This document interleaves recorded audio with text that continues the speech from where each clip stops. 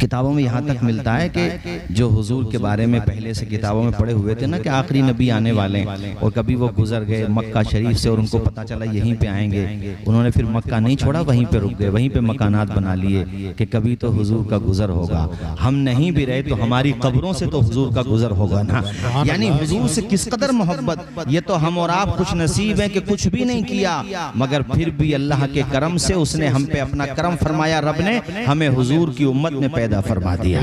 कितनी मेहनतें उन्होंने की, कितनी मशक्कतें, मगर बात क्या होती है ना, जैसे बाप दादा की दौलत पर औलाद को हक तो होता है मगर उसकी अहमियत का पता नहीं होता।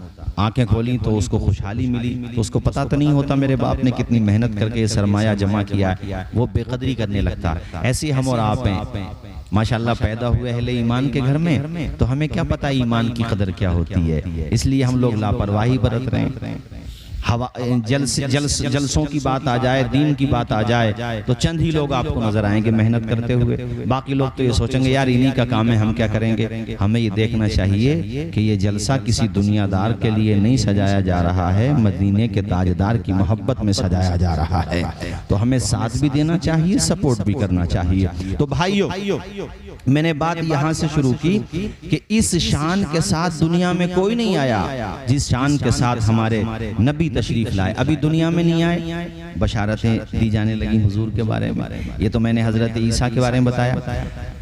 बाज़ाब्ता तौरात के अंदर हुजूर के आने की खबरें मौजूद थीं और कुरान में ये बात आई, यहूदियों के बारे में आई। अल्लाह पाक फरमाता है कि पहले ये लोग तस्दीक करते थे और नबी के वसीले से दुआएं करते थे। तवज्जो फरमाइए, कुरान क्या कहता है, नबी के वसीले से, ऊंचा बोलो ना, नबी के वसीले से अभी पैदा नहीं हुए, ये कुरान से बता रहा हूं आपको, अभी पैदा नहीं हुए और हुजूर के वसीले से दुआएं करते थे, कुफार के खिलाफ जो जंग करते थे। लेकिन जब हुजूर आ गए, फलम्मा जाअहुम मा अरफू, जब वो आ गए जिनको ये पहचानते थे, यानी किताबों में जिनके बारे में पढ़ा था वो आ गए, कफरू भी, तो यहूदियों ने इनकार कर दिया।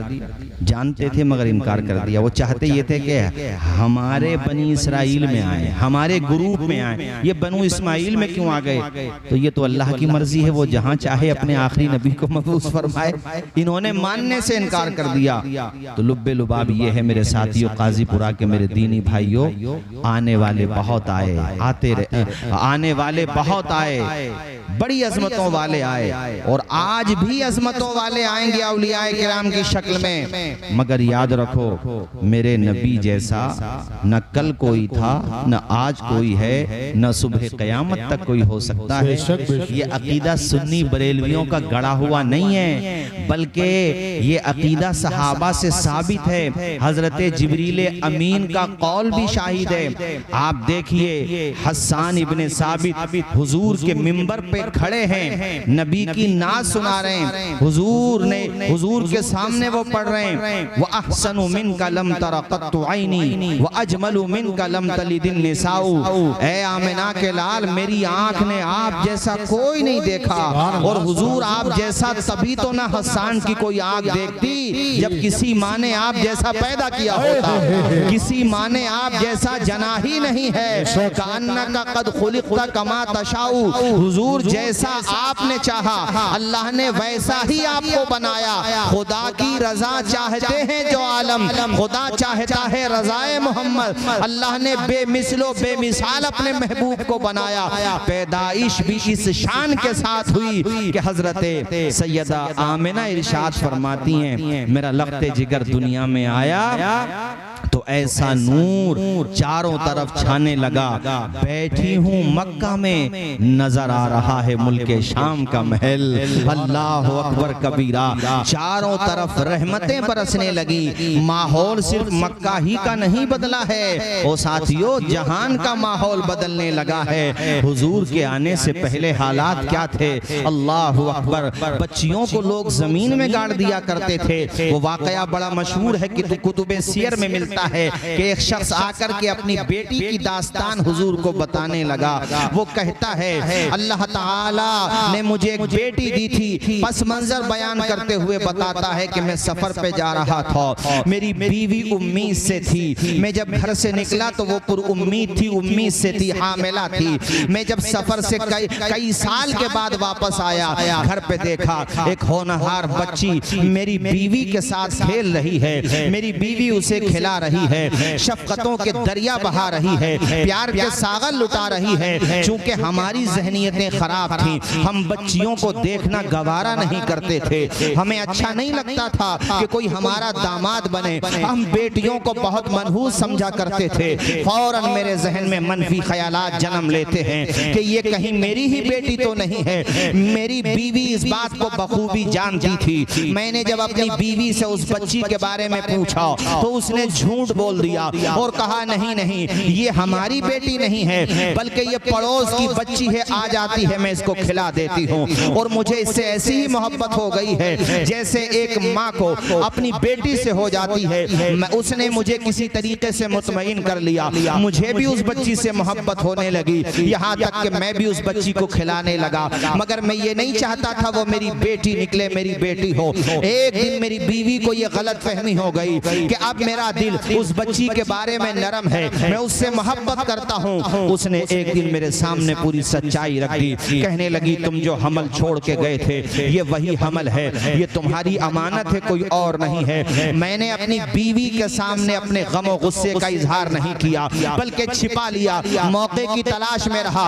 यहाँ तक कि मेरी बीवी को भी यकीन हो गया कि मेरे शौहर ने अपनी बेटी को एक्सेप्ट कर लिया है। अब वो इकदाम नहीं करेंगे जो हमारे कबीले के लोग करते थे। और फिर मैंने मौका तलाश किया। एक दिन मुझे सुनहरा मौका मिला, मेरी रिश्तेदारी में कोई फंक्शन था, कोई प्रोग्राम था। मैंने अपनी बीवी से कहा बच्ची को तैयार करो, बेटी को मैं उसी जगह पे लेके जाऊंगा, वो तुम मुतमईन रहो, मैं वापस आ जाऊंगा, शाम तक या कल तक वापस आ जाएंगे। मेरी बीवी चूंकि मेरे बारे में हकीकत तो जानती नहीं थी, उसको ये यकीन हो गया था कि अब ये अपनी बेटी को बेटी ही समझता है, इसे कत्ल नहीं करेगा, मारेगा नहीं।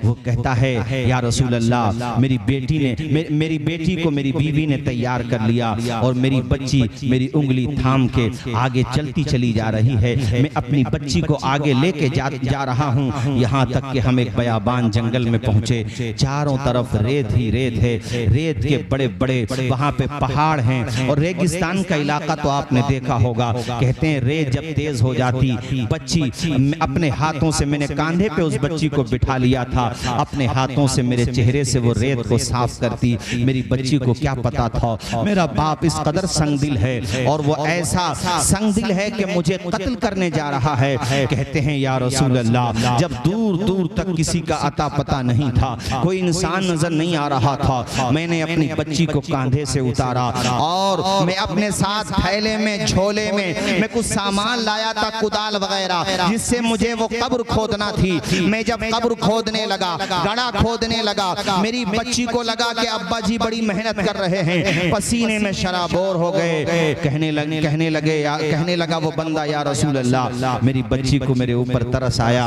और वो अपने हाथों से उस मिट्टी को उठाकर बाहर फेंकने लगी जो मिट्टी में गड्ढे में खोद रहा था। और फिर वो बच्ची बार बार अपने हाथों से मेरे माथे से पसीना साफ करती, बार बार कहती अब्बा जी कुछ देर आराम कर लो, उसके बाद काम करना। यहाँ तक कि गड्ढा इतना हो गया जो बच्ची को मैं दफन कर सकूं।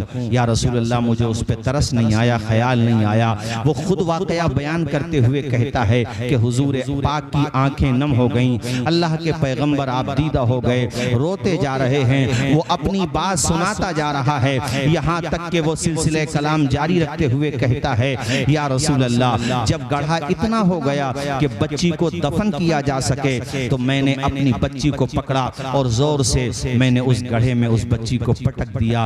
वो बच्ची जब जमीन में गिरी, उसके चोट लगी, उसने मेरे पांवों को पकड़ लिया। अब्बा जी मुझसे कौन सी ऐसी गलती हो गई जो आप मेरे ऊपर इतनी सख्ती का मुजाहिरा कर रहे हैं, ऐसा तशद्दुद कर रहे हैं, लेकिन फिर भी जाने अनजाने में कोई गलती हो गई हो तो मेरे वालिद साहब मुझे माफ कर दीजिए, मेरी खता को बख्श दीजिए, मुझे आप यहाँ क्यों पटक रहे हैं। कहते हैं मैंने उसकी कोई बात न सुनी, मेरा दिल दिल नहीं पसीजा, मुझे कोई तरस नहीं आया, न मुझे किसी तरह का कोई ख्याल आया। मैंने मिट्टी को डालना शुरू किया, यहाँ तक कि वो बच्ची अब नाफ तक मिट्टी आ गई उस बच्ची के। उसने मन्नत समाजत करना शुरू की, ऐ मेरे अब्बा जी आप मेरा ख्याल नहीं करते हैं, ना करें, मेरी माँ का तो ख्याल करें। अगर मेरी माँ को मेरे बारे में पता चलेगा उसका पिता पानी हो जाएगा, मेरी माँ के दिल का पैमाना आंखों से छलक जाएगा।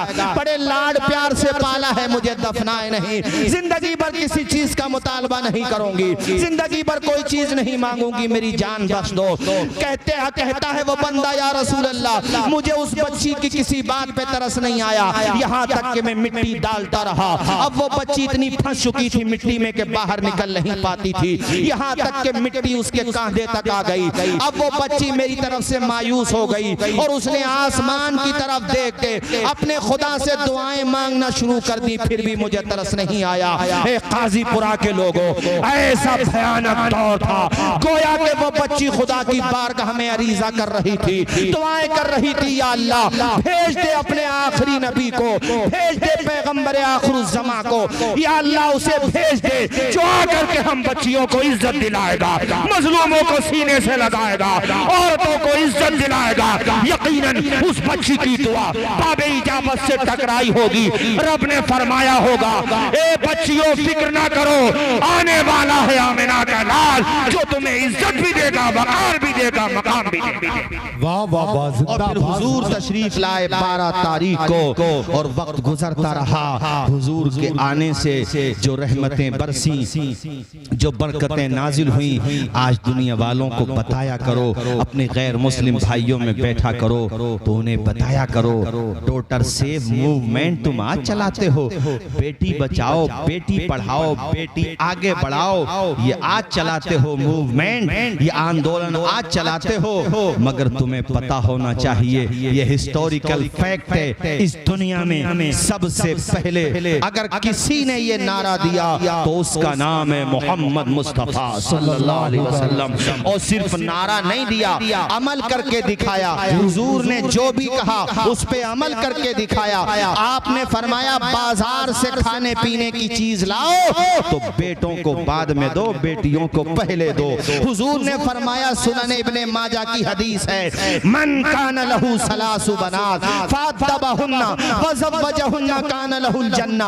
अल्लाह ताला जिसको 3 बेटियां दे वो तीनों बेटियों को अच्छी तालीम और तरबियत दे, उनकी शादी कर दे, मोहम्मद कहते हैं अल्लाह उसको जन्नत में मकाम अता फरमाए। सुभान अल्लाह। सहाबा ने कहा, या रसूल अल्लाह इन कान लहू बिनतान, अगर किसी के पास 2 बेटियां हो, हुजूर कहते हैं जन्नत का मुज़्ज़े जां फिज़ा उसके लिए भी है।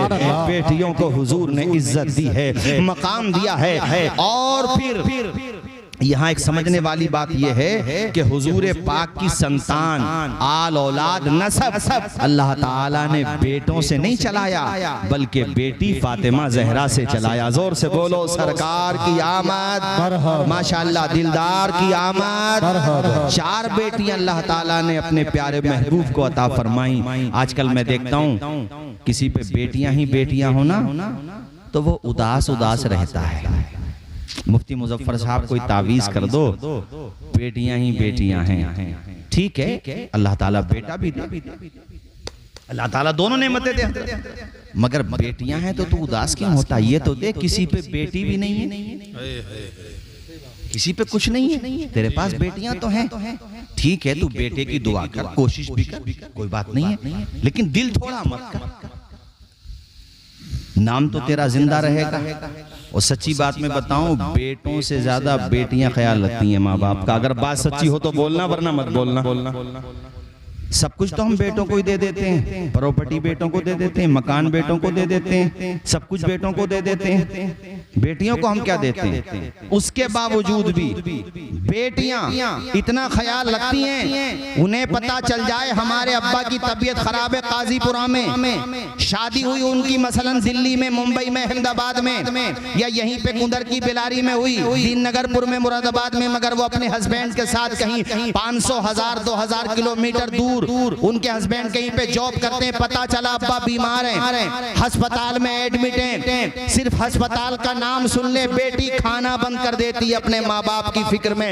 ऐसी मोहब्बत बेटी को होती है। और तुम बेटियों को हकीर समझते हो? बेटियां अगर हकीर होती, बेटियों का रुतबा अगर कम होता, तो मुझे बताओ क्या अल्लाह ताला अपने सबसे प्यारे बंदे, अपने महबूब नबी आखिरुज़्ज़मा की संतान आल औलाद बेटी से चलाता या बेटे से चलाता? बोलो जोर से।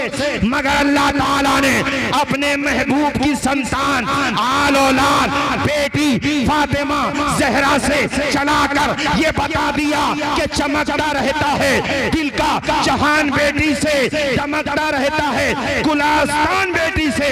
जरूरी तो नहीं बेटों से नाम रोशन हो, मेरे नबी का चला खानदान। नारे तकबीर, नारे रिसालत, नारे गौसियत, मसलके आला हजरत, जश्न ईद मिलादुन नबी। सुभान अल्लाह। हुजूर सबके लिए रहमत है। बोलो जरा जोर से बोलो, जोर से बोलो। हुजूर सबके लिए, यानी सिर्फ मर्दों के लिए ही रहमत नहीं है, बल्कि औरतों के लिए भी। आवाज आए ऊंची, जरा जोर से बोलो। औरतों के लिए भी कैसा इनकलाब पैदा किया।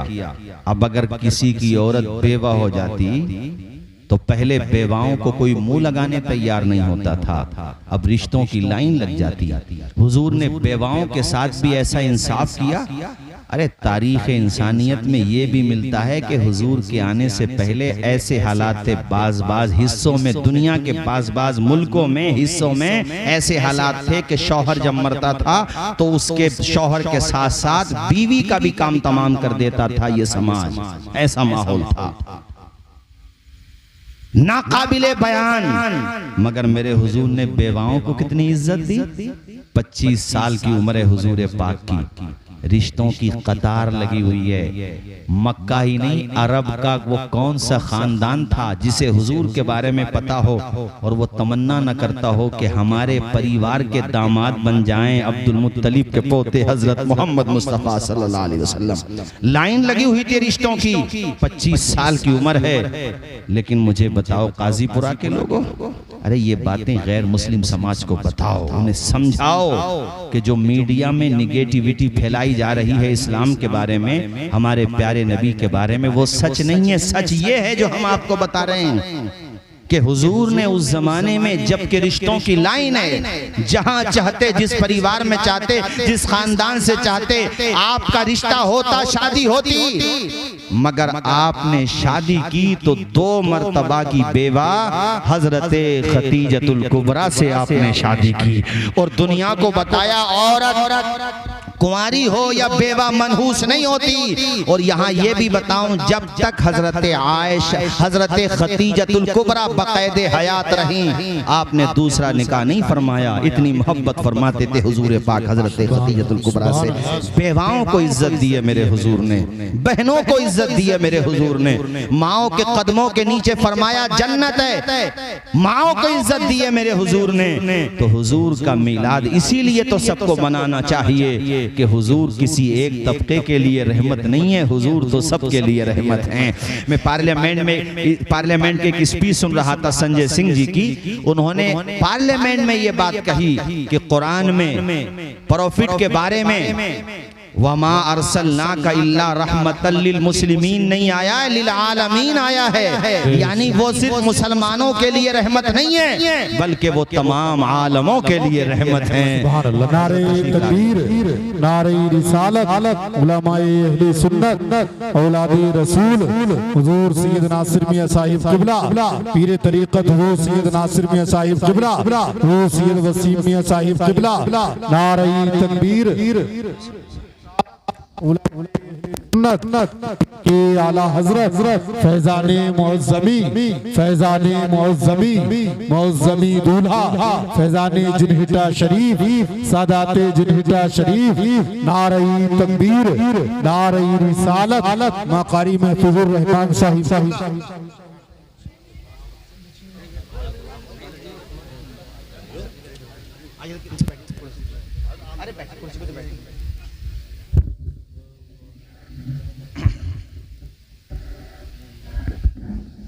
तशरीफ रखें तमामी हजरात।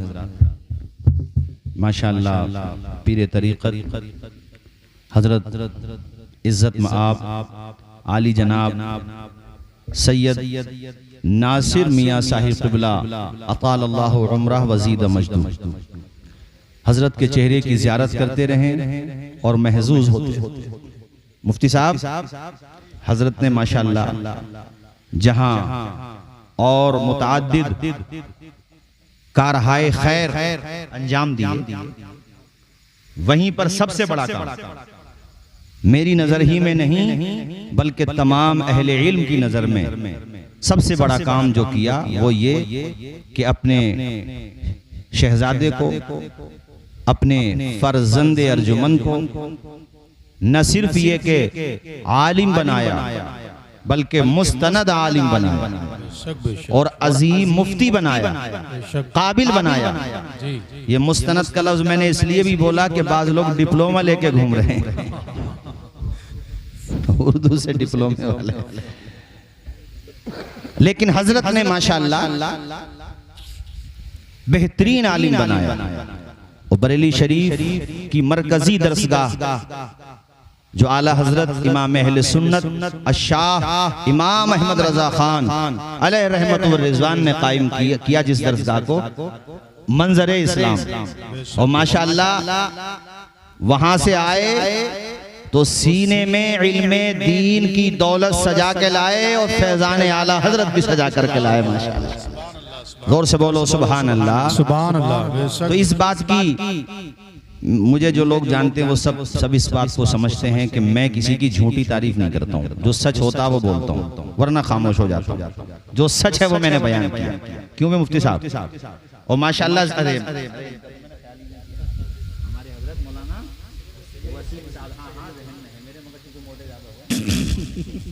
माशाअल्लाह अल्लाह ताला खूब बरकत दे हमारे क़िबला हज़रत सैयद वसीम साहिब क़िबला। खैर बुलंद आवाज से बोलिए सरकार की आमद, मरहबा, दिलदार की आमद, मरहबा, मक्की की आमद, मरहबा। मैं भी कह रहा था मजहर भाई से, मैंने कहा आप फिक्र ना किया करो, ये काजीपुरा के लोग माशाअल्लाह हर मौके पे आपके साथ हैं। और हजरत कारी शाही साहब को भी सलाम पेश करूंगा, माशाअल्लाह उन्होंने मेहनत की। और कितने तलबा फारिग हुए भाई? 4। और ये तो बहुत छोटा बेटा, जरा खड़े होना, जरा खड़े तो हो जाओ, लोग देखें आपको। कुर्सी पे खड़ा हो जाओ मेरे लाल कुर्सी पे। कितने साल का बेटे हैं? देखो बच्चों को देख लो जरा। मुर्तद वसीम जैसे लोग देख लेना, ऐसे लोगों को तो अटैक वटैक भी आ सकता है। उन लोगों को जिसने कुरान से जिसने कुरान से आयतें निकालने की बात की थी, वो लखनऊ का जो है उसका मामला तो ये हो गया कि न खुदा ही मिला न विसाले सनम, न इधर के रहे न उधर के रहे। चूंकि सुप्रीम कोर्ट ने भी उस पे जो है जुर्माना लगा दिया, अब कोर्ट कचहरियों के चक्कर लगा रहा है। अब वो इन बच्चों को अगर देखे, जरा जरा से बच्चों का वो देखे तो ताज्जुब में पड़ जाएगा कि मैं जिस कुरान से आयतें निकालने की बात कर रहा हूँ, ईमान वाले उस कुरान को अपने सीने में महफूज करते चले जा रहे हैं। जरा जरा से बच्चे माशाअल्लाह, अभी इनकी क्या उम्र है और इनके सीने में पूरा कुरान महफूज है, पूरा कुरान अल्हम्दुलिल्लाह। और मैं तो कहूंगा बच्चियों को भी पढ़ाने की व्यवस्था करें, क्योंकि मालदार लोग हैं माशाअल्लाह, किसी चीज की कमी थोड़ी है काजीपुरा में। आप मेहनत करें और हजरत की सरपरस्ती हासिल करें, बच्चों को पढ़ाएं माशाअल्लाह खूब मेहनत से। हजरात तो मैं बता ये रहा था कि हमारे हुजूर सबके लिए रहमत हैं। दुनिया वालों को बता दो कि वो हर आलम की रहमत है, किसी आलम में रह जाते ये उनकी मेहरबानी है कि ये आलम पसंद आया। अल्लाह अकबर। भाइयों में ये कह रहा था 800 करोड़ आज की आबादी, करोड़ों अरबों खरबों आके जा चुके, जो आने वाले हैं वो भी लगा लो। हुजूर जैसा न कल कोई था, न आज कोई है और न कोई हो सकता है। इसीलिए बरेली का ताजदार कहता है अल्लाह की सरताबा कदम शान है ये, इंसान नहीं इंसान, वो इंसान है ये। कुरान तो ईमान बताता है इन्हें, ईमान ये कहता है मेरी जान है। जरा मचल के बोलो सुभान अल्लाह, सुभान अल्लाह। हुजूर जब दुनिया में तशरीफ ले आए तो मैं आपको बता रहा था कि पूरे मक्का में अजीब खुशी का माहौल है। आपके जो दादा हैं आप सब जानते हैं, उनका नाम है हजरत अब्दुल मुत्तलिब। आप भी अपनी जबान से अदा करो ना यार, जोर से जरा, हजरत अब्दुल मुत्तलिब। उनको किसी ने बताया, आपको आपको पता नहीं है सरदार कुरैश, आपके घर पे आपके मरहूम बेटे अब्दुल्ला की बीवी आमिना की गोद भर गई है और अल्लाह ने ऐसा हसीनो जमील बेटा अता फरमाया है कि हमारे घर की औरतों ने आकर हमें बताया कि हमने ऐसा खूबसूरत बच्चा जिंदगी में नहीं देखा। अब जैसे हजरत तशरीफ फरमाए, एक मिसाल देके बताऊंगा। हजरत के घर अल्लाह ताला वो दिन लाए जो अपने पोती पोतों को देखें, खिलाएं, उनको प्यार दें। आप में से जो ये इस दौलत को हासिल कर चुके हैं दादा हजरात, वो इस बात की गवाही देंगे कि अपनी औलाद से ज्यादा मोहब्बत होती है औलाद की औलाद से। एक मर्तबा को हजरत अपने बेटों पे सख्ती कर देता है, मारपीट भी देता है, लेकिन पोती पोतों का बहुत हितैषी होता है दादा। माओ को डांटते वक्त ये देखना पड़ता है बच्चे के दादा अवेलेबल तो नहीं है। बच्चे के दादा अगर ऑनलाइन हुए तो फिर ऑफलाइन होने का इंतजार करना पड़ता है। क्यों हजरत? जैसे हमारे मुफ्ती साहब हैं, अपने बच्चों को जब भी डांटा या समझाया होगा अपने अब्बा के सामने नहीं, अब्बा वो होता है कन पकड़ी कर देता है बेटे की कि अपना बचपना याद नहीं है, बच्चों पे सख्ती करता है। बोलो जोर से बोलो जरा। और दादी का तो पूछो ही मत। और यहां तो दादा वो है कि ऐसा दादा बनना ना किसी को मयसर हुआ ना होगा, इसलिए कि दादा उसका बना है जिसका ना कल कोई जवाब था, जिसका ना कोई आज जवाब है। उन्होंने जब ये सुना कि मेरे बेटे अब्दुल्लाह की बीवी की गोद भर गई है, कदम कहाँ रुके, दौड़े दौड़े पहुंच गए हजरत सैयदा आमिना खातून के मकान पर। अंदर जैसे ही दाखिल हुए आंखों से आंसू बरसने लगे, आंसुओं की लड़ी जारी हो गई। खाजीपुरा के लोगों सवाल तो जरूर करोगे कि हजरत खुशी का मौका है, आंसू कैसे? आंसू भी खुशी के ही हैं, मगर उन आंसुओं में एक दर्द भी छुपा हुआ है। या अल्लाह, आज पूरे मक्का के लोग कितने खुश हैं, हर किसी की जबान पर मेरे ही पोते का जिक्र हो रहा है। काश आज मेरे इस पोते का बाप जिंदा होता तो वो कितना खुश होता। आज मेरा बेटा अब्दुल्ला बकायदे हयाते दुनियावी होता तो वो कितना खुश होता। ढारस बन गई। आप आंखें पकड़ के ऐसे ये गोशे में बैठ गए। उसके बाद फिर ख्याल आया, अगर मुझे रोते हुए देख लिया मेरी बेटी आमिना ने तो वो आप दीदा हो जाएगी। आपने अपने आप को संभाला, कंट्रोल किया, आंसुओं को साफ किया, फिर कदम बढ़ाए और पहुंच गए हजरत सैयदा आमिना के पास। जाकर के जैसे ही आप वहां पहुंचे हैं, हजरत सैयदा आमिना ने अपने ससुर, यहाँ एक जुमला कहूंगा मैं, हर ससुर वो रीत अपनाए जो अब्दुल मुत्तलिब ने अपनाई, और हर बहू वो रीत अपनाए जो हजरत सैयदा आमिना ने अपनाई। वो बेटी समझते थे सैयदा आमिना, उनको अपना बाप समझती थी। काश मैं कहूंगा अपनी माओ बहनों से भी और आपसे भी, तुम्हारे घर जो बेटी दुल्हन बन के आए उसे बहू की निगाह से मत देखो, उसकी वीकनेस का चर्चा बाहर आबादी में, बैठकों पे, चौराहों पे, चौक चौराहों पे ना करो, उसे बेटी समझो। उसकी कोई कमी हो तो सोचो यार हमारी बेटी से भी गलती हो सकती है, उसको समझाओ। और वो बेटी अपने सास ससुर को माँ बाप समझे तो इंशाअल्लाह किसी घर में डिवोर्स का, तलाक का नंबर नहीं आएगा, बल्कि हर घर जन्नत का बाग बनता हुआ नजर आएगा। देखो मिलाद का जिक्र जैसे जैसे आगे बढ़ रहा है ना, हवा की रफ्तार भी बढ़ती चली जा रही है। गोया कि ये हवा भी इशारा दे रही है कि मिलाद की खुशी जमीन वालों तुम ही नहीं मनाते हो, इंसानों तुम ही नहीं मनाते हो। जब तुम झूमते हो तो झूमने का हक हमारा भी बन जाता है। सुभान अल्लाह, जरा जोर से बोलो सुभान अल्लाह। जितना तुम मचलोगे इंशाअल्लाह उतना ही हवा भी मचलेगी। और ये मैंने मुताद्दिद मर्तबा इसका तजर्बा किया है। जब नबी का मिलाद हो हवा पहले रुकी हुई होती है, नबी का मिलाद होता है तो हवा चलने लगती है, हवा महकने लगती है। मेरे भाइयों, हजरत सैयदा आमिना की आंखों में आंसू आ गए। देखो सुनो, एक खातून को बच्चे की पैदाइश के वक्त सबसे ज्यादा अगर ज़रूरत किसी की महसूस होती है तो वो उसका खाविंद और शौहर होता है, क्योंकि उसी की अमानत अब दुनिया में आई है। अल्लाह ने उस अमानत को वजूद दिया है। हज़रत सैयदा आमिना को बार बार अपने मरहूम शौहर हज़रत अब्दुल्लाह का ख्याल आ रहा था। रब ने बेटे 10 या 11 अता फरमाए थे सरदार कुरैश हज़रत अब्दुल मुत्तलिब को, लेकिन उन सारे बेटों में सबसे खूबसूरत, सबसे खूब सीरत, सबसे बुलंद अखलाक अगर कोई शहजादा था उसका नाम था अब्दुल्ला। जरा जोर से बोलो ना यार सुभान अल्लाह। अरे सुभान अल्लाह बोलने पे टैक्स नहीं लगेगा, बोलो जोर से सुभान अल्लाह और बुलंद आवाज से बोलो अल्लाह अकबर। हजरत सैयदा आमना की आंखों के आंसू देख के सरदार कुरैश समझ गए मामला क्या है। सर पे हाथ रखा, कहा बेटी आमिना तू फिक्र न कर, आंसू न बहा। मैंने माना इस बच्चे का बाप अब इस दुनिया में नहीं है, मगर ये तो देख इस बच्चे का दादा दुनिया में है। तेरे बेटे को कोई तकलीफ नहीं आने दूंगा, इसकी ढाल बनूंगा।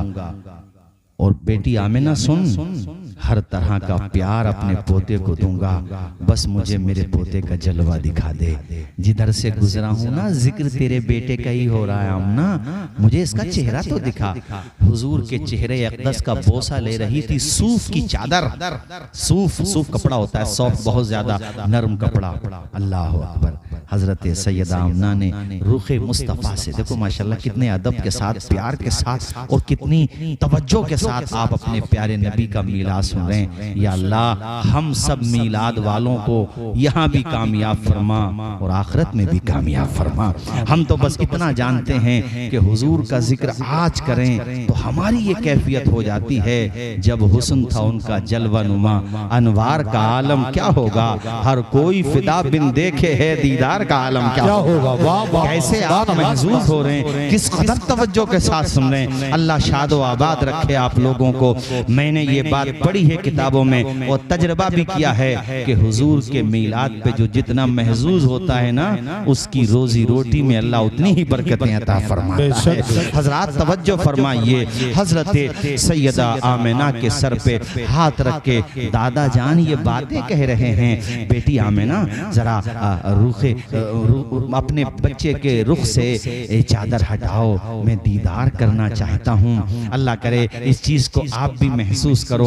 वैसे उस दर्जे तक तो हम नहीं पहुंच सकते, बस तकरीबे फहम के लिए कह रहा हूं कि जैसे ही चेहरे मुस्तफा से चादर हटी है ना, हुजूर पाक का पहली मर्तबा दादा ने दीदार किया, वो कैफियत क्या रही होगी। हम तो बस इतना जानते हैं कि जब ये खाकसार पहली दफा मदीना शरीफ गया, अब 5 घंटे का सफर यहाँ दिल्ली से मदीना एयरपोर्ट का, और फिर वहाँ 1-2 घंटे की फॉर्मेलिटी, फिर आप बाहर निकलो, कितनी थकान हो जाती है। सबको ख्याल होना चाहिए कि भाई जल्दी से होटल में पहुंचे, आराम करें, लेकिन मैंने एक बंदा बस में नहीं देखा जो एयरपोर्ट से होटल तक जाता है जो ये कह रहा हो जल्दी से मदीना पहुंचे भैया, अपने होटल में जाएं। सबकी जबान पे ये था कि हुजूर का गुंबदे खजरा देखने को कब मिलेगा, यानी किसी की तवज्जो इस तरफ नहीं है होटल कब आएगा, सब ये कह रहे हैं हुजूर का गुंबदे खजरा कब आएगा।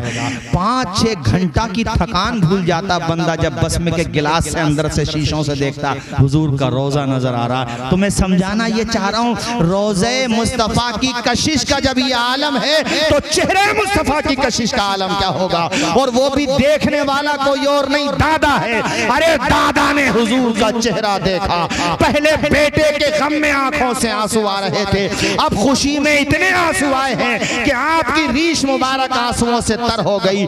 इतना प्यार आया, कहा बेटी आमिना मुझे मेरे पोते को गोद में दे दे। सैयदा आमिना ने हुजूर को उठाया और आपकी गोद में रख दिया हुजूर को। हुजूर पाक को सीने से लगाया, हुजूर के सीने की गर्मी दादा जान तक पहुंची और दादा जान के सीने की गर्मी हुजूर ने जब महसूस की, आंखें खोल दी हुजूर ने।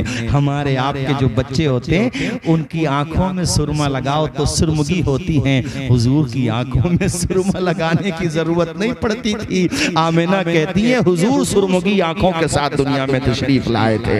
अल्लाह अकबर। दादा जान ने प्यार किया, लबों को चूमा। हुजूर ने जब आंखें खोली ना तो नूर बरस रहा है आंखों से। हुजूर मुस्कुराए हैं और जब हुजूर मुस्कुराते थे वो मुस्कुराहट कैसी होती थी ये बेचारे क्या जाने। हुजूर को हम जैसा बशर कहने वाले। इस चीज को समझना हो तो मेरे दोस्त तुम्हें बरेली चलना पड़ेगा। इमाम अहमद रजा बताते हैं हुजूर की मुस्कुराहट कैसे होती थी और आला हजरत वही बताते हैं जो हमारे असलाफ ने बताया, सहाबा अहले बैत ने बताया कैसे मुस्कुराते थे हुजूर। हदीस में मिशकात की आया कि हुजूर जब मुस्कुराते थे तो आपके दंदाने मुबारक से नूर निकला करता था। आला हजरत कहते हैं जिसकी तस्कीन से रोते हुए हंस पड़े उस तबस्सुम की आदत पे लाखों सलाम। सुभान अल्लाह, सुभान अल्लाह, सुभान अल्लाह। कैसे मुस्कुराते थे क्या हुजूर बात है, वाह वाह। गोया के मुस्कुराहट के जरिए कहा दादा मेरी माँ को भी बोलो और मैं आपको भी बोलता हूँ अब गम ना करो, मोहम्मद आ गया है गम मिटाने वाला, खुशियों का अंबार लगाने वाला, मुस्कुराहटों का सामान लाने वाला। अब फिक्र ना करो मैं आ गया हूँ। सरदार कुरैश ने कहा बेटी आमिना मैं जरा चाहता हूँ कि खाने काबा तक जाऊं और अपने बच्चे को अपने पोते को गोद में लेकर के अल्लाह के घर खाने काबा का तवाफ करूं। उन्होंने कहा हाँ बिल्कुल आप ये काम कीजिए। सरदार कुरैश ना देखो जलवों में खो गए हैं अपने पोते की। अच्छा यहाँ एक मिसाल से समझाऊंगा। अपना खून होता है। दादा हो दादा के लिए बेटा हो, बेटे का बेटा हो, नवासा हो, नवासी हो या बेटी हो, किसी भी कलर के हो, वाइट यानी ब्लैक एंड वाइट हो या दोनों कलर हो या जैसे भी हो, अपने से अच्छा तो कोई लगता ही नहीं है भाई। अपने इसके चेहरे से निगाह हटाने को जी कहाँ चाहता। यहाँ तो चेहरा भी ऐसा है कि दुनिया में अल्लाह ने ऐसा हुस्न जमाल किसी को बख्शा ही नहीं है। तो अब बताओ, और वो भी दादा देख रहा है तो हजरत चेहरे से निगाहें हटाने को जी कहाँ चाहेगा। आप में से जो गए हैं मक्का शरीफ वो जानते होंगे कि हुजूर के मकान से ये खाने काबा का ज्यादा फासला नहीं है। जैसे हम जहाँ पे भी खाना वाना खाया था वहां से यहाँ तक आए इतना फासला होगा, इससे कुछ ज्यादा होगा। तो हुजूर को लेकर के वो चलते चले जा रहे हैं और हुजूर को देखते जा रहे हैं, निगाहें नहीं हटा रहे हैं। अब जाहिर सी बात है हुजूर के जलवों में खोए हुए हैं तो उनको ये पता नहीं चल पाया कि मैं हरम शरीफ में एंटर हो चुका हूँ। वो तो जब बिल्कुल करीब खाने काबा की दीवार आई और खाने काबा आया तो उनको एहसास हुआ कि अरे मैं तो बिल्कुल करीब आ गया। अब जो उन्होंने ऐसे खाने काबा देखा तो जहन काजीपुरा वालों उनका चकराया, इसलिए कि आते रोजाना थे मगर ये अंदाज खाने काबा का कभी नहीं देखा, इस तरीके से झूमता हुआ कभी नहीं देखा। वो उनके ताज्जुब में पड़ने की वजह ये थी कि समझ ये नहीं पा रहे थे कि कदम मेरे बढ़ रहे हैं काबे की तरफ या काबा बढ़ रहा है मोहम्मद मुस्तफा की तरफ, जिसके सजदे को मेहराबे काबा झुकी। उन भवों की लताफत पे लाखों सलाम। हुजूर को गोद में लेके दादा जान खाने काबा का तवाफ करते चले जा रहे हैं। और सुनो साथियों, अल्लामा पीर करम शाह ज़हरी ने कुतुबे सियर की जो उम्महातुल कुतुब मानी जाती हैं वहां से अखज़ किया है इस बात को। आप लिखते हैं कि उसके अंदर जो रखे हुए थे। वाह वाह वाह, क्या बात। अरे उसके अंदर कुछ रखा हुआ था कि नहीं रखा हुआ था? जी नाम लेना जरूरी ऐसे नहीं समझोगे आप लोग, समझ गए कि नहीं समझ गए? तो वो जितने भी थे ना तो बुलडोजर चलाना पड़ा, नहीं समझे आप लोग? अच्छा जो नहीं समझे हो सुबह को समझ ले उनसे जो समझ गए हैं। अब भी कुछ लोग एक दूसरे पूछ रहे हैं हजरत क्या कह रहे हैं, क्या रखे हुए थे? तो इतनी नॉलेज तो हमें अपने इस्लाम के बारे में होना चाहिए कि नहीं होना चाहिए? अरे कुछ था कि नहीं था उसमें? समझ गए माशाल्लाह। अब मुझे अंदाजा हुआ, अब आपने जबान से कहा तो मुझे अंदाजा हुआ ना 2.5 किलो के तरबूज हिला रहे थे आप लोग। अब लगा मुझे कि आप लोग समझ गए माशाल्लाह। उसमें कुछ था कि नहीं था बोलो? हुजूर को गोद में लेके जब दादा जान तवाफ करा रहे थे तो किसी ने गिराया नहीं, खुद ही गिरने लगे। क्या बात है, खुद ही बोलो जोर से जरा, खुद ही गिरने लगे। सीरत की किताबों में हजरत ये बात मिलती है कि उनमें से बाज ने बोलना शुरू कर दिया। बाज ने अल्फाज भी मिलते हैं उसका सीधा सीधा तर्जुमा ये होगा कि हमारे दिन गए, अच्छे दिन आ गए। आज लोग कहते हैं अच्छे दिन आएंगे, हमने कहा अच्छे दिन तो तभी आ गए थे जब दुनिया में आमना के लाल आ गए थे। सुभान अल्लाह, सुभान अल्लाह, आए है सुभान अल्लाह, बोलो जोर से सुभान अल्लाह। काबा भी झूम रहा है, और क्यों न झूमे, जिसका तवाफ हो रहा है वो काबा है, जो सरदार कुरैश की गोद में है ना वो काबे का काबा है। इस पे भी किसी को ऑब्जेक्शन हो सकता है, हालांकि इसके बारे में हमारे पास अहादीस से सबूत मौजूद है कि काबा भी हुजूर का अदब करता है। ऊंचा बोलो, काबा भी हुजूर का। इसीलिए हमारे आला हजरत ने कहा, हाजियो आओ शहनशाह का रोजा देखो, काबा तो देख चुके, काबे का काबा देखो। अल्लाह अकबर। मुंतज़े दोनों आलम थे जिनके लिए आए वो, और फैली खुशी है तरफ उनके आते ही जुल्मत के बादल छटे, हो गई रोशनी है तरफ।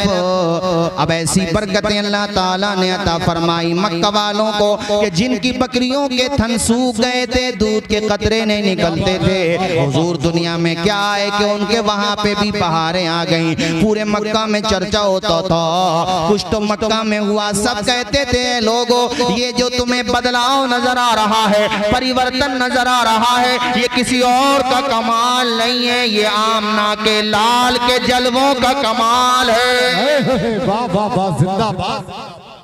वहाँ का माहौल ये था कि आसपास के देहात की औरतें आती थीं, बच्चों को लेके जाती थीं, तोहफे मिलते थे, तहाइफ मिलते थे, और उनको जनाबे वाला वजीफे मिल जाते थे, उनके घर के खर्चे चलते थे। और शहर के लोग देहात में अपने बच्चों को इसलिए भेज देते थे कि देहात की आबो हवा साफ सुथरी होती है, और अरबों में देहात की जबान भी अच्छी होती है बनिस्बत शहर के। अल्लाह अकबर। तो इस साल भी एक हवाजन से कबीले बनु साद से काफिला आया था, उसके साथ मर्द भी थे और औरतें भी थी। उसी काफिले में एक ऐसी खातून आ रही है जिसके सितारे गर्दिश में हैं लोगों, और जब किसी का सितारा गर्दिश में हो तो साया भी साथ छोड़ देता है। और जिस सवारी पे वो बैठी हुई है, ज़ौफ़ो कमजोरी की वजह से वो सवारी तेज नहीं चल पाती, तो साथ की औरतों ने कहा हम तेरी वजह से रुकेंगे तो मक्का पहुंचने में बहुत ताख़ीर हो जाएगी। ऐ लोगों, इनको क्या पता था कि कुछ ही दिनों में सबसे ऊंचा सितारा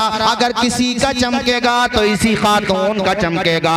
उस खातून का नाम है हलीमा। सुभान अल्लाह, सुभान अल्लाह। हाथ उठा के बोल दो यार, हलीमा, जोर से बोलो। कैसी तौकीर तूने पाई हलीमा, मोहम्मद की बनी है तू दाई हलीमा। अच्छा, मैंने खुद से भी तहकीक की, सर्च भी किया काफ़ी के ये जो औरतें आई थीं, जो दाया थीं, इनमें से किसी एक औरत का भी नाम मिल जाए ताकि बयान करूं तो बता दूं कि भाई ये औरतें थी। खुदा की कसम मैं अपने मुताले की बात कर रहा हूँ, एक औरत का नाम नहीं मिला। मगर ए हलीमा, तेरा कितना नाम रोशन हो गया। वो जो अमीरों के बच्चे लेके गई थी उनमें से किसी का नाम नहीं मिलता, मगर जो मेरे नबी को गोद में लेके गई थी उसका नाम तो ऐसा छाया कि कोई फैमिली शायद ऐसा हो मुसलमानों में जिस फैमिली में हलीमा नाम रखा गया हो। आज ना होगा तो दादी परदादियों का होगा। वैसे अब भी माशाल्लाह नाम हलीमा रखे जा रहे हैं। मेरी रिश्तेदारी में एक बच्ची हुई, उन्होंने रखा आमिना, अल्लाह ने उनको दूसरी बेटी दी, नाम रखा हलीमा। मैंने बड़ी मुबारक दी, माशाल्लाह तुम्हारे घर में आमिना भी है, हलीमा भी है। और मैं तो ये पैगाम देता हूँ कि अल्लाह तुम्हें बेटियां दे तो हलीमा भी नाम रखो, आमिना भी रखो, फातिमा भी रखो, आयशा भी रखो, खतीजा भी रखो। ऐ लोगों, हलीमा को कितनी इज्जत मिली, जो कमजोर समझ के छोड़ के आए थे हलीमा को। अमीरों के बच्चे जब वो लेकर के आ रहे थे तो हलीमा मक्का में दाखिल हो रही थी। उन्हें पता भी नहीं था कि असल में किस्मत का सितारा तो हलीमा ही की चमकेगा। मुस्तफ़ा ने चुना ही उस औरत को है जो सबसे ज्यादा कमजोर है, इसलिए कि जमाना जिसको छोड़ देता है मुस्तफा उसे सीने से लगा लेते हैं। जिंदाबाद, सुभान अल्लाह। और कितना नाम हो गया हलीमा, वरना जैसे औरों का नाम नहीं मिलता इनका भी नहीं मिलता। बोलो मिलता, लेकिन आज मिल गया। क्यों मिल गया? हमारे हजरत मुफ्ती मुजफ्फर साहब माशाअल्लाह शेर व शायरी बड़ी अच्छी करते हैं। ज़माने तालिबे इल्म में इन्होंने एक शेर पढ़ा था, वो मुझे आज तक याद है। आज मैं इनकी तरफ से एक शेर पढ़ रहा हूँ कि वजह क्या है हलीमा का नाम रोशन है। वजह यह है कि दामने मुस्तफ़ा से जो लिपटा यगाना हो गया, जिसके हुजूर हो गए उसका ज़माना हो गया। सुभान अल्लाह। माशाअल्लाह हमारे शफीक बरकाती साहब भी बैठे हुए हैं माशाअल्लाह, ये भी बहुत अच्छी शायरी करते हैं। मुजफ्फर भाई मुलाकात कराऊंगा और दूर दूर तक जाते हैं माशाअल्लाह। हमारे उत्तर प्रदेश की हुकूमत ने इनको अवार्ड दिया हुआ है। ऐसे अच्छे शायर हैं माशाअल्लाह, बर वक्त अशार कह देते हैं। जरा जोर से बोलिए सरकार की आमद। बस 15 मिनट की तकरीर और हाथ उठा के बोलो सरकार की आमद, दिलदार की आमद, मक्की की आमद, मदनी की आमद, मेरे नबी की ये है शान। जोर से, बच्चे भी बैठे हैं माशाल्लाह, बच्चे ज्यादा जोर से बोल रहे हैं। मेरे नबी की ये है शान, मेरे नबी की ये है शान। तो हुजूर वो औरतें जब हजरत हलीमा, आपसे कहा सबने कि हलीमा बहुत देर हो गई तुम्हें, बच्चे तो तकरीबन कमोबेश सब जा चुके, मगर हाँ सरदार कुरैश अब्दुल मुत्तलिब का पोता है, उसको शायद कोई नहीं लेके गया है। मगर मैं यहाँ ऑब्जेक्शन करूंगा इस जुमले पे, मैं ये कहूंगा कोई लेके नहीं गया ये मत कहो। बात ये है कि हुजूर ने चुना ही हलीमा को था। बात ये है, ये मत कहो कोई लेके, और ये भी मत कहो करो कि हलीमा ने पाला है। नहीं, हलीमा को मुस्तफा ने पाला है। जोर से बोलो जरा हलीमा को। उनके समझ में आ गई बात कि हाँ खाली हाथ जाने से क्या फायदा। घर पे पहुंची, शौहर उनके बाहर ही खड़े हैं, वो सवारी भी बाहर ही है जिस पे बैठ के आई थी। वो सवारी क्या थी, चली नहीं पा रही थी, ऐसे समझ लो जैसे संभल की ट्रेन। अब यार इसके अलावा क्या मिसाल दूं, बताओ। चली नहीं पा रही थी। आए हाय मुस्कुरा के बोलो सुभान अल्लाह, और जोर से बोलो ना यार। आए हाय अंदर तशरीफ ले गई, खुशबू घर में बहुत है। तो उन्होंने भी ये सवाल किया, आमना तुमने कौन सी खुशबू घर पे इस्तेमाल की है कि मैंने जिंदगी में ऐसी खुशबू नहीं सूंघी। आमना ने कहा हलीमा खुदाई कसम किसी खुशबू का कमाल नहीं है, ये मेरे मोहम्मद के जलवों का कमाल है। मुस्कुरा के सुभान अल्लाह, जरा जोर से सुभान अल्लाह। उन्होंने कहा जलवा दिखाओ, हुजूर को देखा दीवानी वो भी हो गई, और उन्होंने वहीं पे डिसीजन लिया, 1 रुपया ना मिले, 1 पैसा ना मिले। अच्छा माशाल्लाह, अल्लाह खुश रखे। हमारे कारी निसार साहब, कारी इंतजार साहब, अरे इंतजार निसार आखिर में है तो राई। माशाल्लाह हमारे कारी इंतजार, अल्लाह शादो आबाद रखे। कारी शाहिद साहब अल्लाह आपको भी खुश रखे, सबको खुश रखे अल्लाह ताला, शादो आबाद रखे अल्लाह, दुनिया भी कामयाब बनाए अल्लाह, आखिरत भी कामयाब बनाए। गोद में उठा लिया हलीमा ने, और काजीपुरा के लोगों हुजूर की सीरत का ये हिस्सा खास तौर पे सुनो, अब जो सुना रहा हूं। खूने जिगर जब पेश किया तो हुजूर पाक ने 1 साइड का दूध नोश किया, दूसरी तरफ से मेरे हुजूर ने अपना चेहरा फेर लिया। तशरीफ में पढ़ने की बात तो थी। हलीमा घबराई कि ये बच्चा दूसरी तरफ का दूध क्यों नहीं पी रहा है। मेरे हुजूर ने इशारों में समझा दिया, अम्मी हलीमा अकेली तो नहीं आई हो, अपनी गोद में अपना सगा बेटा जो दूध पीने की उम्र में है उसे भी लेके आई हो ना।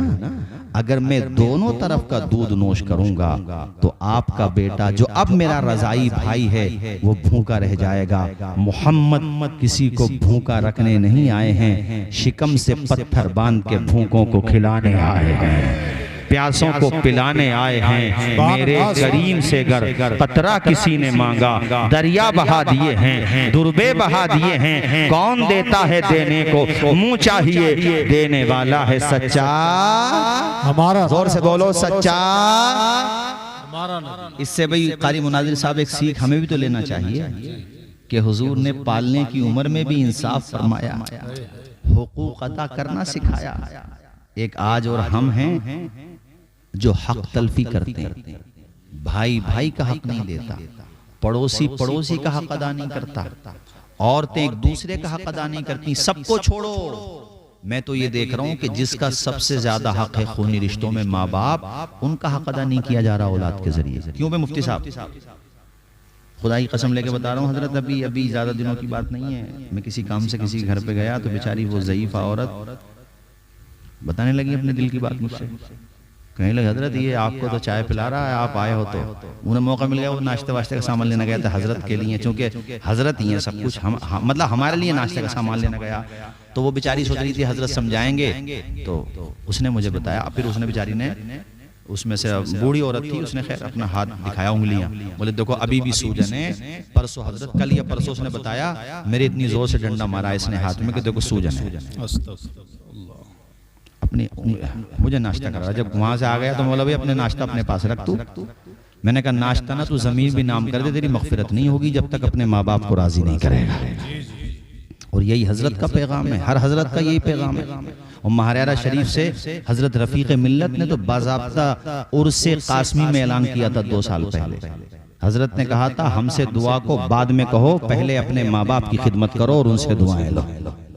ये जुमला मैंने इसलिए कहा है कि हम जिस नबी का कलमा पढ़ते हैं वो पालने में हक अदा करें, हैं?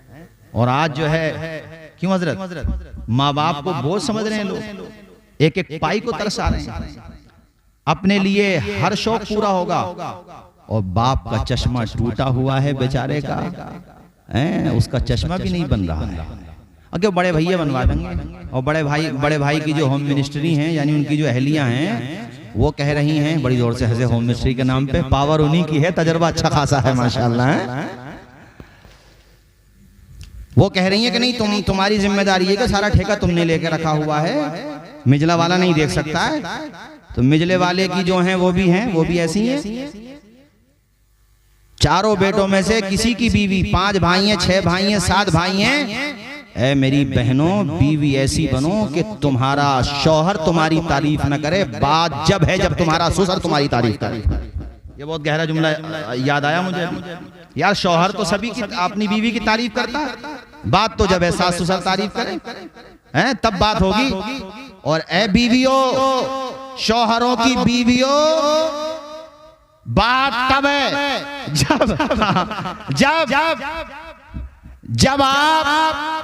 जब आप अपने शौहर के सामने अपने सास ससुर का हित लें, उनकी साइड लें और अपने शौहर से कहें कि अगर तुमने अपने माँ बाप का दिल दुखाया तो ना हम तुम्हारे घर में रहेंगे बल्कि घर छोड़ के अपने मैके में चले जाएंगे। एक मर्तबा अपने सास ससुर का हित लेके देखो, तुम्हारे सास ससुर जिंदगी भर तुम्हारी तारीफ करते रहेंगे। अगर तुम्हारा शौहर कभी तुम्हें सताएगा तो तुम्हारे सास ससुर तुम्हारे लिए ढाल बन जाएंगे और कहेंगे खबरदार, अपनी प्रॉपर्टी में से तुम्हें इंच भर भी नहीं देंगे अगर तुमने हमारी बहू को तकलीफ पहुंचाई। क्या बात है भाई, वाह। ये बात मुझे इसलिए कहना पड़ रही है कि आज हमारे मुस्लिम घरानों की कंडीशन ऐसी ही है जो पिछले 2-3 सालों से रशिया और यूक्रेन की है।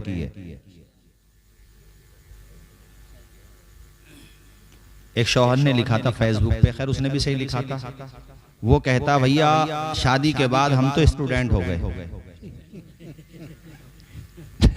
सब लोग हंस रहे हैं, सभी को तजर्बा ठीक ठाक, नहीं भी होगा तो तजर्बे वाले से मुलाकात तो होगी।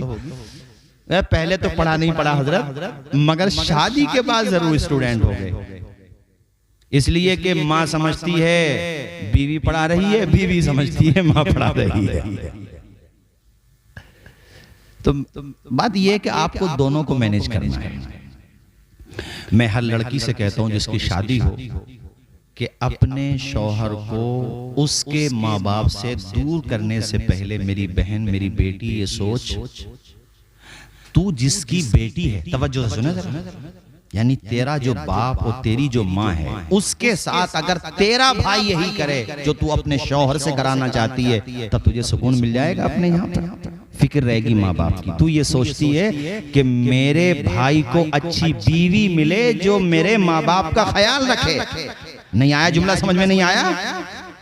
तू ये सोचती है मेरी बहन मेरी बेटी कि मेरे माँ बाप को अच्छी बहू मिले, तो तू जिसके निकाह में है वो भी किसी का बेटा है।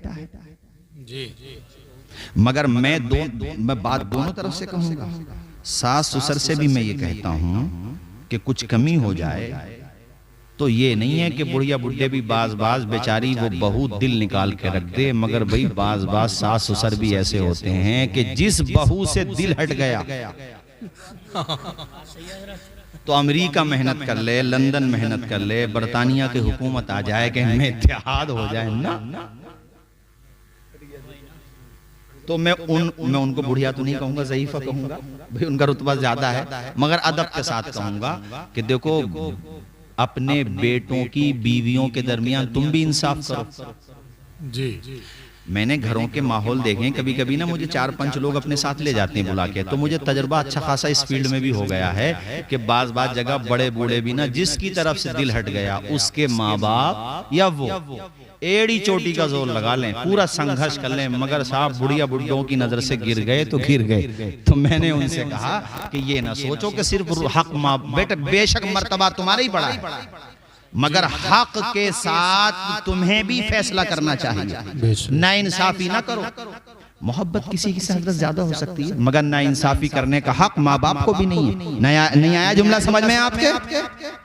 उससे भी कोई तो तुम ये सोचो, मैं माँ बाप से कहता हूँ आप ये सोचो कि हमारे बेटे की जो बीवी है वो भी किसी की बेटी है। मेरी बेटी को उसकी ससुराल में तकलीफ हो तो मेरी नींद उड़ जाए, तो ये भी किसी की बेटी है। कोई बात हो गई इग्नोर मार दो, चौराहों पे, बैठकों पे, रिश्तेदारों में मत कहो। इंशाअल्लाह अल्लाह ने चाहा उसमें अगर इंसानियत है ना, आज तुम बेटी का दर्जा दो, कल नहीं, परसों नहीं, अतरसों नहीं, कुछ दिनों के बाद ही सही वो तुम्हें माँ बाप का रुतबा दे देगी इंशाअल्लाह, अगर इंसानियत है उसके अंदर। तो जुमला समझ में आया आपके? अरे जोर से बोलो, समझ आया? इस पे अमल होना चाहिए। हमारी माएं बहनें भी काफी देर से सुन रही हैं, इनसे भी कहता हूँ ये सिखाएं अपनी बेटियों को और इस पे तवज्जो दें। और एक बला और चल रही है भाई हजरत, यहाँ का नहीं पता मुझे, ये बहुत चल रही है बला। जरा सी नाराजी आपस में हुई, बोलचाल बंद हुई, अरे हमारी बहू को तो भाई करा दिया, और वो चली गई किसी LPW आमिल के पास जो बेचारा कुछ नहीं जानता, 0 बटा सन्नाटा, कुछ नहीं आता जाता। उसने देखा ये बढ़िया रहा मामला, जैसे मुफ्ती तथीर साहब क़िबला फरमाते हैं ना कि 4-5 ईंटें, मतलब 4-5 चादरें ऊपर रख दो, कुछ ईंटें पीटे ले आओ, वहां पे 10-20 साल पहले के कल परसों कुछ नहीं था, और वहां पे कब्र बना के ऊपर चादर रख के फातिहा पढ़ने के लिए किसी को बिठा दो, तो बोले वो चले न चले, मर्दों से औरतें जरूर आ जाएंगी वहां पर। वो खाली ये कहते कि बशारत हुई थी। तो अब ये होता है, अब मुफ्ती साहब होता क्या है, अब उसने डरा दिया, अरे घर में एक हफ्ता पहले कोई आया था, कोई तो आया ही था, तका उसी ने नमक डाला तुम्हारे कुकर में, और जिस दिन से वो तुमने सब्जी खाई है उसी दिन से हालत खराब है। अच्छे आमिलों के पास जाए, बाअमल उलमा के पास, हजरत हमारे मुफ्ती मुजफ्फर साहब क़िबला या हजरत तशरीफ लाएं तो वो समझा बुझा करके भेजें कि बेटी अपने सास ससुर का हक पहचान, अदब कर, और ये ज़ौफ़ुल एतक़ादी का मुज़ाहिरा न कर, कुरान पढ़। तेरे घर में न जादू, न टोना, न ओना, न पोना, कमी तेरे अंदर है और कुछ कमी उनके अंदर है, तो नजरअंदाज कर। अच्छे लोगों के पास पाओगे अच्छे विचार मिलेंगे, बुरे लोगों के पास जाओगे तो घर भी बर्बाद हो जाएगा तुम्हारा और जिंदगी भी बर्बाद हो जाएगी। ये बहुत चल रहा है हजरत इस वक्त, इतना डरा दिया है कि बड़े से बड़े डॉक्टर इलाज नहीं कर सकते। तो वो तो है, अरे भाई हाँ सही है, हाँ भैया, अल्लाह ताला अपना रहम फरमाए, इसलिए बच्चियों को भी पढ़ाओ। मैंने तभी कहा था जब घर में इल्म होगा तो मतलब उजाला होगा। जोर से बोलो क्या होगा? और हजरत का भी यही मिशन है, आधी रोटी खाओ। हमारे खानका जहां से मैं मुरीद हूँ, महरारा शरीफ, उनका ये पैगाम भी है और अमल भी करके दिखाया है। जोर से बोलो आधी रोटी खाओ, बच्चों को, सारे लोग बोलो बच्चों को। शायद मैं पहले आया था तो मैंने जिक्र किया था आप लोगों के सामने, यही अपने आसपास का है वो लड़का पवन कुमार। इतनी गरीब फैमिली से था कि उसके घर में छप्पड़ पड़ा हुआ अभी भी, UPSC एग्जाम निकाला इसी साल और DM बनेगा। मेहनत करो, आप क्यों नहीं पढ़ सकते? हमारे लोग सोचते हैं यार नौकरी तो लगती नहीं हम लोगों की, मैं कहता हूं ऐसी बात नहीं है, मेहनत करो। जो कामयाब होगा, कामयाब आदमी कहीं ना कहीं समंदर अपना रास्ता खुद तलाश कर लेता है यार, कर लेता कि नहीं कर लेता। इसलिए बच्चों को पढ़ाओ, आधी रोटी न मिले तो फाका कर लो, मगर बच्चों को पढ़ाओ। और पढ़ाई में जब पढ़ाओ तो उसे दीन की बुनियादी जरूरी तालीम जरूर दिलाओ। ऐसा ना हो जैसा वो इलाहाबाद में मैं जलसे में गया तो वहाँ कमेटी के लोग बता रहे थे बाद में कि हजरत आपने अच्छा किया, ये भी तवज्जो दिला दी कि भाई दीन की तालीम भी हो, थोड़ी बहुत उसको पता भी हो। वरना हमारे यहाँ का इलाहाबाद के बता रहे थे, हमारे यहाँ के माँ बाप ने बेचारों ने बड़ी मेहनत से प्रॉपर्टी बेच करके उसे डॉक्टर बनाया, पता नहीं क्या क्या डिग्री कराई उसको। और लंदन से जब पढ़काया इधर वो रिश्ता ढूंढे बैठे थे। एयरपोर्ट पर जब बुढ़िया बुढ़े गए रिसीव करने के लिए अपने रिश्तेदारों को लेके, जहाँ रिश्ता देख लिया तो वो भी सिमदी को भी ले गए थे बुला के, और सिमदन को भी ले गई थी पंचम को बुला करके। जब बाहर खड़े थे तो कह रहे अंदर से वो लड़का इस हालत में आ रहा था कि एक हाथ में थैलिया और दूसरी में हलिया। अब सिमदी वो नाराज हो गए उनसे, सिमदी से कि बेवकूफ बनाने के लिए लेके आए, ये तो अपना मामला निपटा के आया वहीं से लंदन से।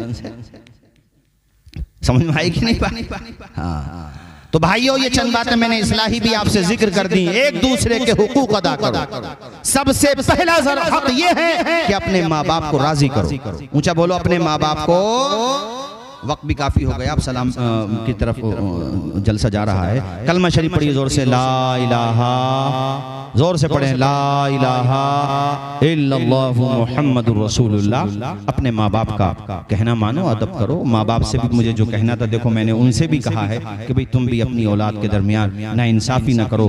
बात आ गई तो बस खाली एक बात ये बता दूं, फिर मैं इंशाल्लाह तकरीर को इख्तिताम की तरफ लेके जाता हूँ। आज भी इस जुमले पे तवज्जो देना, आज भी अपने माँ बाप के फरमा बरदार बेटे और बेटियां मौजूद है अल्हम्दुलिल्लाह, जो आज भी अपने माँ बाप का हर तरीके का कहा मानते हैं, उनकी खिदमत करते हैं। खुद आल औलाद वाले हो गए, बेटी बेटा वाले हो गए, मगर आज भी अदब करते हैं, एहतराम करते हैं, उनसे मोहब्बत करते हैं। इंतकाल हो जाए तो उनके लिए इसाले सवाब करते हैं, आज भी हैं। अभी मैं अपने साथ जो वाकया हुआ रमजान से पहले की बात है वो आपको सुना दूं, फिर मैं इस बात को मुकम्मल करके तकरीर खत्म कर देता हूँ। 1:30 बजे तक, नहीं 12:30 बजे तक, हाँ ये इंशाल्लाह गुफ्तगू खत्म हो जाएगी। रामनगर में प्रोग्राम था, मुफ्ती गुलाम मुस्तफ़ा नईमी साहब के हमारे दोस्त हैं, उन्होंने बुलवाया था। तो प्रोग्राम के बाद वो जिसके घर पे खाना वाना था वो चाय वाय बनवा ली उन्होंने। बाद में बताने लगे कि हजरत माँ बाप का आप जिक्र कर रहे थे। अच्छा मेरी आदत है मैं हर तकरीर में 10 मिनट 20 मिनट जितना भी हो बहरहाल माँ बाप का तस्करा जरूर करता हूँ। कहने लगे हजरत अल्हम्दुलिल्लाह अल्लाह ताला ने मुझे ऐसा बेटा दिया है जो बड़ा फर्मा बरदार है, मुझे हज भी करा दिया और मुझसे कहता अब्बा उम्रा भी कर लो, हर साल कर लो, अल्लाह ने खूब दिया है माशाल्लाह। माँ बाप की दुआएं लगी भी हैं लड़के को, दिल्ली में जॉब करता है बताने लगे। और जब भी छुट्टियों में आता है, जब भी मैं फोन कर दूं फौरन आ जाता है। उन्होंने जो जुमले कहे वो सुनो, कहते हैं घर पे आएगा, दोस्तों को वक्त नहीं देता, सारा वक्त मुझी को देता है, बाजार से अच्छी क्वालिटी का तेल खरीद के लाता है और फिर अपने हाथों से, हालांकि खुद बाल बच्चों वाला है, बच्चे भी उसके अच्छे खासे हैं, ठीक ठाक बड़े हो गए हैं, कहते हैं अपने हाथों से मेरे सर में तेल डालता है, मालिश करता है, सर दबाता है। ये जुमले ऐसे थे। अब जो मैं आगे के जुमले सुना रहा हूँ कि दिल के पैमाने आंखों से छलकने लगे। मालिक ऐसी औलाद हर माँ बाप को अता फरमाए। माँ बाप की औलाद उम्र बढ़ जाती है जब आल औलाद फरमा बरदार होती है हजरत, वरना वक्त से पहले बूढ़ा हो जाता है बाप अगर नाफरमान होती है औलाद।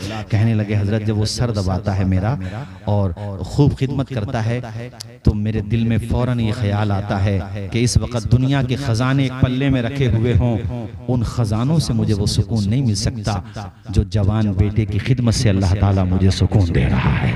और बेटा मेरा सर दबा रहा होता है तो मेरे पोती पोता और उसके बच्चे मेरे पांव दबा रहे होते हैं और दादा की खिदमत कर रहे होते हैं। सुनो काजीपुरा के लोगों, तुम भी अपने घरों का माहौल ऐसा ही बनाओ। अपने घरों में ना अपने बच्चों को, अपने बड़े बूढ़ों का अदब सिखाओ, अच्छे संस्कार दो, उनके जहनों में बड़ों का अदब बिठा दो। आज तुम्हें वो अपने माँ बाप की खिदमत करते हुए देखेंगे, कल जब तुम बूढ़े हो जाओगे तो इंशाअल्लाह वो भी तुम्हारे खादिम बनेंगे, वो तुम्हारे गद्दार नहीं बनेंगे, वफादार बनेंगे। ऐ लोगों, वो सिलसिले कलाम जारी रखते हुए कहते हैं हजरत जब वो सर दबाता है, मेरे सर की मालिश करता है, मुझे मिलता है सुकून और मैं लेट जाता हूँ, बंद कर लेता हूँ अपनी आंखें, लेकिन जाग रहा होता हूँ। चंद मिनटों तक मेरा बेटा मुझे देखता है, उसको ये हो जाता है कि अब्बा की आंख लग गई, अब्बा सो गए। हालांकि मैं जाग रहा हूँ, सोया नहीं हूँ हजरत, मगर उसे ये लगता है कि अब्बा की आंख लग गई। अल्लाह अकबर। वो कहते हैं हजरत फिर वो सर की तरफ से मेरे पैरों की तरफ जाता है, कुछ देर मेरे पाँव दबाता है और पाँव दबाने के बाद फिर अपना सर मेरे पैरों में रख देता है और पैरों में रख के वो रोने लगता है, मेरे तलवों को चूमता है और फिर सर तलवों से हटा के दुआएं करता है। पूरी दुआएं मुझे समझ में नहीं आती, मगर कुछ जुमले मुझे समझ में आते हैं, जिससे मुझे लगता है कि मेरा बेटा मेरे लिए लंबी उम्र की खुदा से दुआएं कर रहा है। कहते हैं हजरत वो दुआएं मांग रहा होता है, या अल्लाह मेरे अब्बा का साया मेरे सर पर, अरे अब्बा क्या होता है, बाप क्या होता है। ये तो मुफ्ती मुजफ्फर साहब से पूछो, आज इनके वालिद नहीं रहे, हमसे पूछो। हमारे वालिद का साया हमारे सर पे नहीं, हमारे शफीक बरकाती साहब आए, इनकी वालदा का भी इंतकाल हो चुका है। आप में से जिनके माँ बाप दोनों नहीं रहे दुनिया में, या दोनों में से एक नहीं रहा, उनसे पूछो माँ बाप क्या होते हैं। पैसों से, शोहरत से कोई भी चीज खरीद सकते हो, मगर माँ बाप नहीं वापस ला सकते जब माँ बाप चले जाते हैं। हजरत दुनिया में बेगर्ज अगर कोई मोहब्बत करता है ना, तो उस हस्ती को माँ कहते हैं या फिर उस हस्ती को बाप कहते हैं। इसलिए मेरे भाइयों, अपने माँ बाप की इज्जत कर लो, जीते जी कदर कर लो। एक दूसरे पे न टालो कि हम कई भाई हैं, वो नहीं करता मैं क्यों करूं। मुझे मुनव्वर राना साहब के दो मिसरे याद आते हैं, किसी को घर मिला हिस्से में या कोई दुकान आई, मैं घर में सबसे छोटा था, मेरे हिस्से में माँ आई। इसलिए और भाइयों के रविश पे न जाओ, तुम तो अच्छे बनो और उनकी खिदमत करो।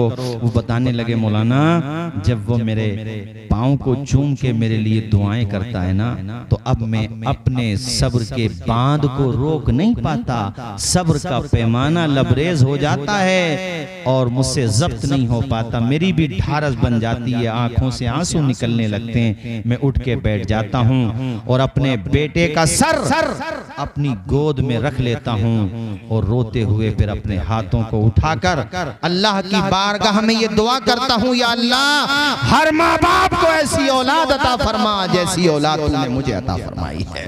या अल्लाह मेरे बेटे को दुनिया की भी खुशियां दे दे, और या अल्लाह मेरे बेटे को आखिरत की भी खुशियां दे दे। इसलिए साहिबो, मैं इन्हीं जुमलों पे अपनी तकरीर खत्म कर रहा हूँ कि अपने माँ बाप का कहना मानो, उनकी इज्जत करो, उनसे प्यार करो, उनका अदब करो। बीमार हैं दवा ला के दो, अच्छे अस्पताल में दिखाओ। और पोती पोते वाले हो गए तुम्हारे अब्बा, यानी तुम्हारी आल औलाद भी हो गई है, तो सब मिल करके बैठा करो, अब्बा के सर में तेल डाल के मालिश कर दो, हैं, उनके पाँव दबा दो, उनकी खिदमत कर लो, उनकी दुआएं ले लो। जिसके साथ माँ बाप की दुआएं हो हजरत, वो नाकाम नहीं हो सकता। अल्हम्दुलिल्लाह वो यहाँ भी कामयाब रहेगा और वो वहाँ भी, जोर से बोलें, वो वहाँ भी कामयाब रहेगा। हजरत हलीमा हुजूर को गोद में लेके बाहर आई, सवारी पे चली, वही सवारी जो चल नहीं पा रही थी अब चली हैं। सुभान अल्लाह, वक्त से पहले पहुंच गई सबको छोड़ करके। कैसी तौकीर तूने पाई हलीमा, मोहम्मद की बनी है तू दाई हलीमा। मौला ताला हम सबको हुस्ने अमल की तौफीक अता। अच्छा, टाइम भी काफी हो गया ना माशाल्लाह। हजरत भी देखो महजूज हो रहे हैं माशाल्लाह, और हजरत की शफकतें हैं।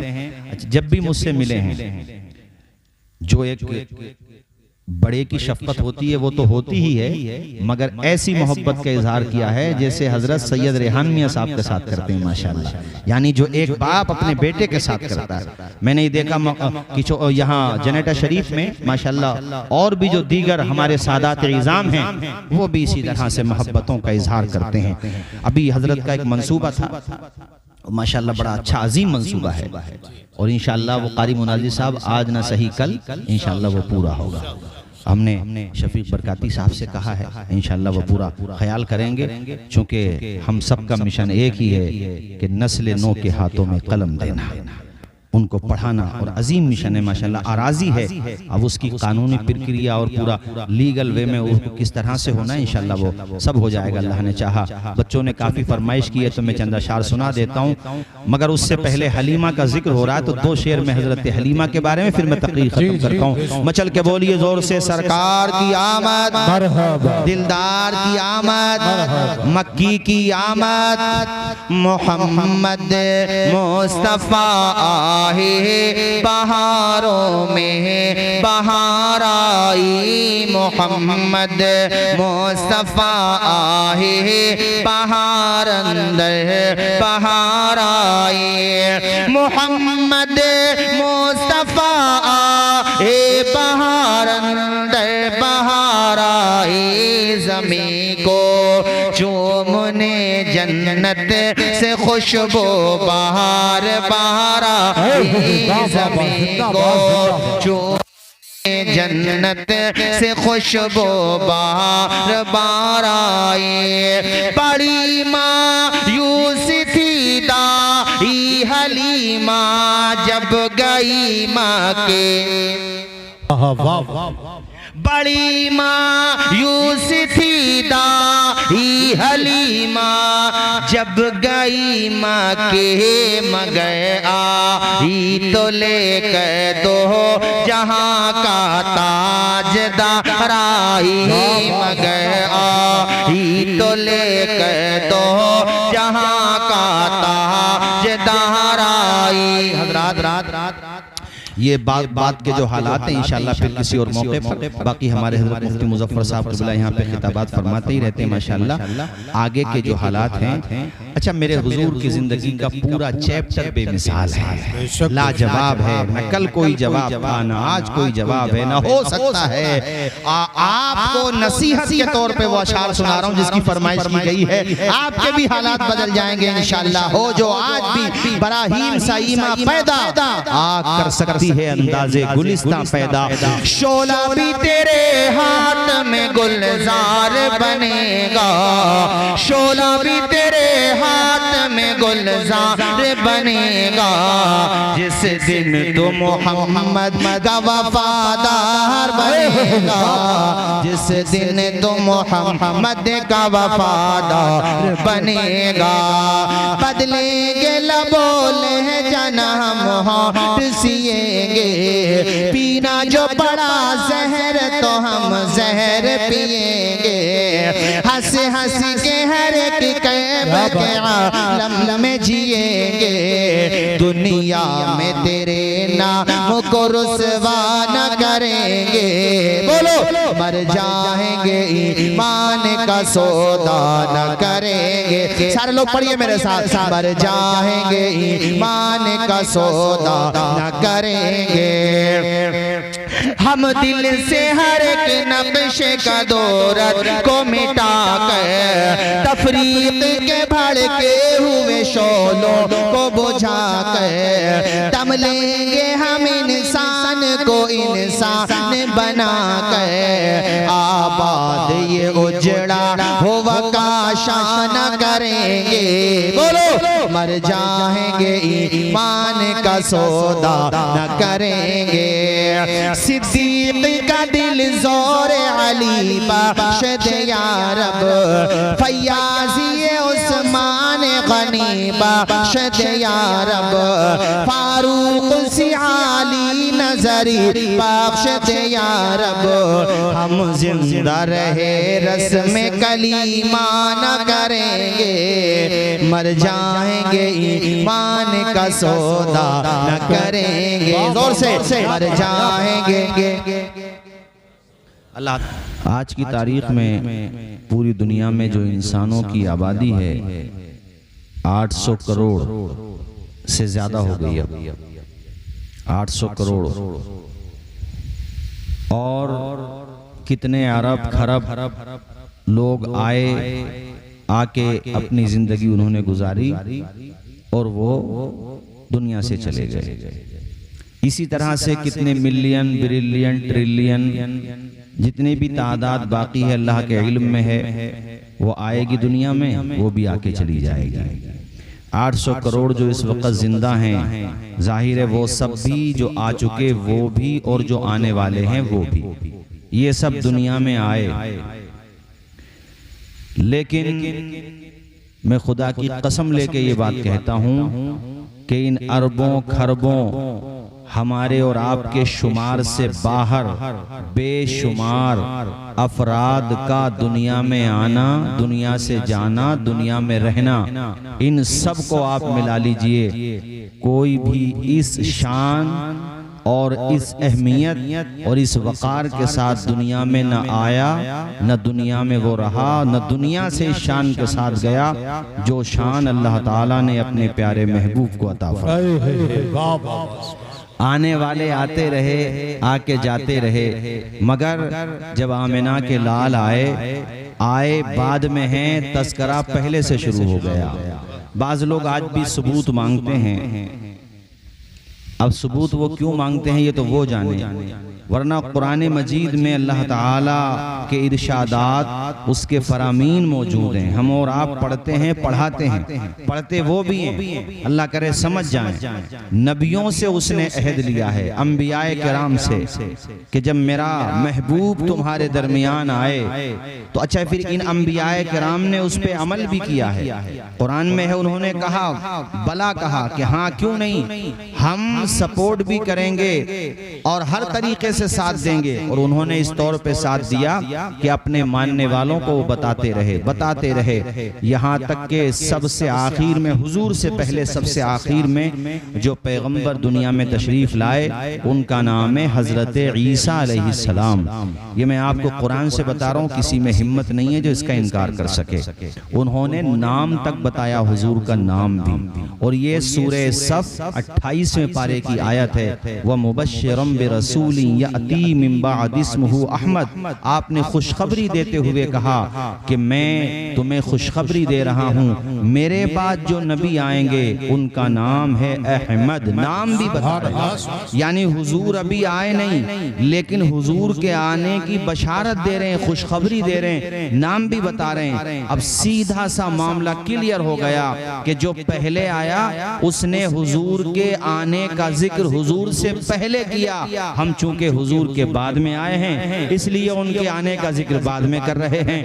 जो ये कहते हैं कि ये काम नया है, अगर नया ये काम तुम्हें लगता है तो मुझे फिर जवाब दो, कुरान की इन आयात का मतलब क्या है?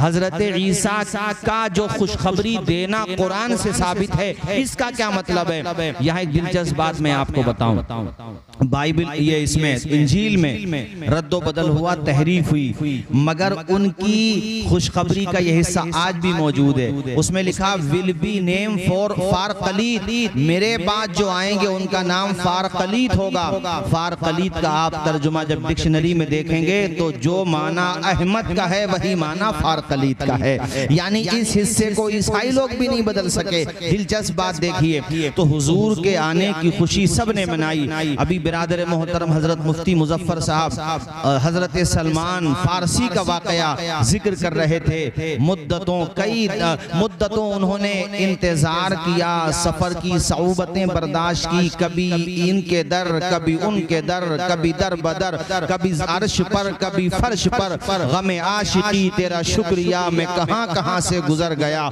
कितनी मेहनत की, किसके लिए? तलबे हक के लिए, हुजूर के चेहरे की ज़ियारत के लिए। और फिर फाइनली वो दिन भी आया कि जब हुजूर के चेहरे की उन्हें ज़ियारत नसीब होती है। यानी हुजूर के हवाले से आप जब मोहब्बतों की दास्तानें पढ़ेंगे